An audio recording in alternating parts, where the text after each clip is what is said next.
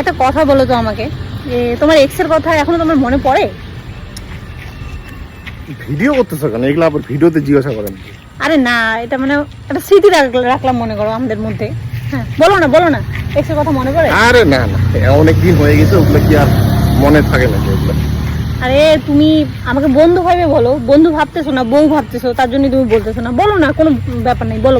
আরে বাদ দাও ওগুলো কথা, রাগ করবা তুমি আবার তখন। আরে না, রাগ কেন করবো? সেটা তো এখন অতীত, এগুলো এখন রাগ করার কি আছে বলো? তুমি তুমি তুমি আমাকে সত্যি সত্যি বলো না, মনে করে আমরা ওকে বন্ধু ভাবে বলে ফেলো।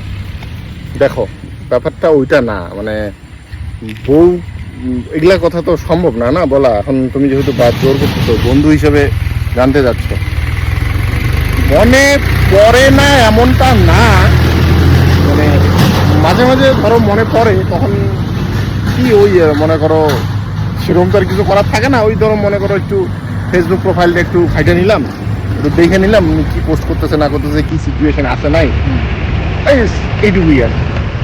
আমার এখানে কি করতেছিস? যা,